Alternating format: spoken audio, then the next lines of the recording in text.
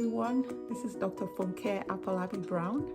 So, what's the best temperature for sleep? This is a question that I've had asked in the past, and we're going to be talking about that today. Have you had moments where you wake up and you feel like your entire clothing is soaked, you're sweaty, and you're not, peri or postmenopausal? This may be because your environmental temperature is actually too high. And what that ends up doing is affecting the quality of sleep you get.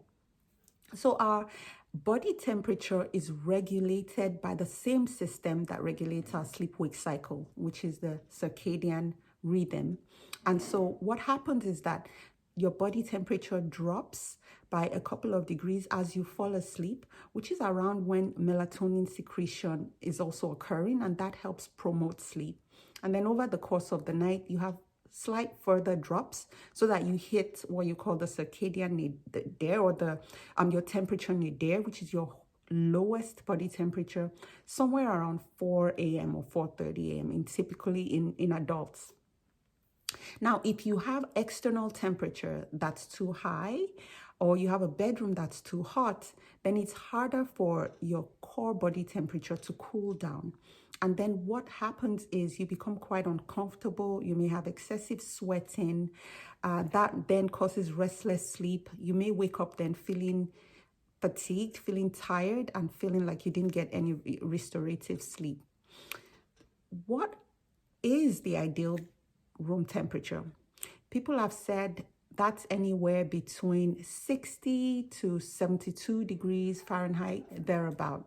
But this varies. One thing I usually will recommend is finding a comfortably cool temperature. So for some people, 60 degrees may be way too cold.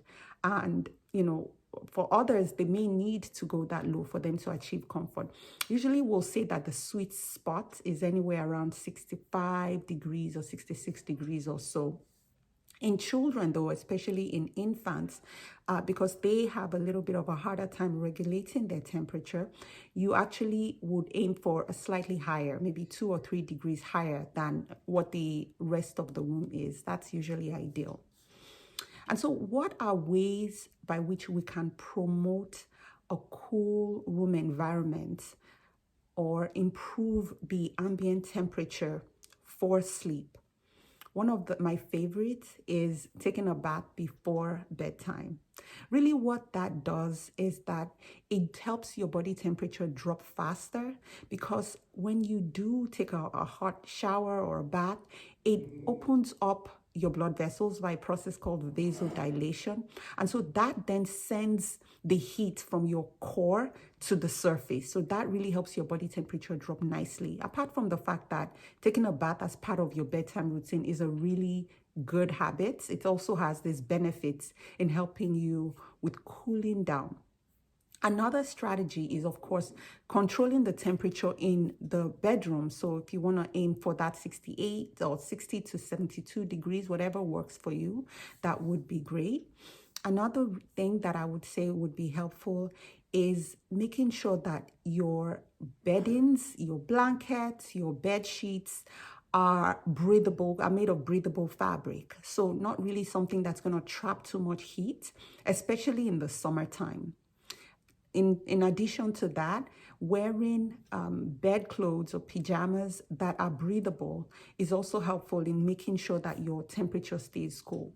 Something else that you can do in the summer especially is using the fan or the air conditioning.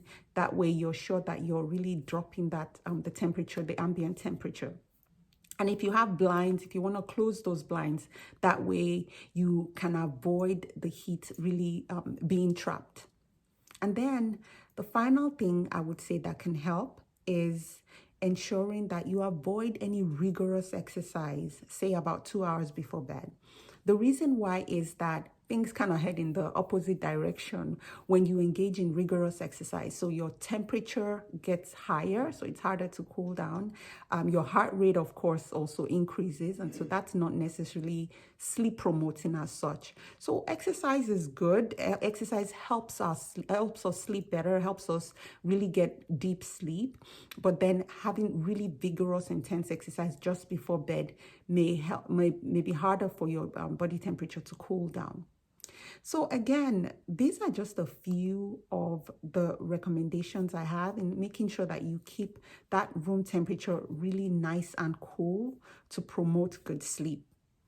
If this has been helpful, like this video, subscribe to my YouTube channel, as well as share with other people in your circle.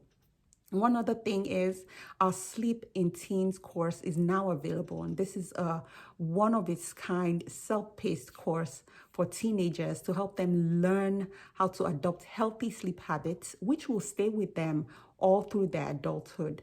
So I'll put the link on the show notes. It's restfulsleepmd/courses, and so that's a great place to start. Until next time, I hope you rest well.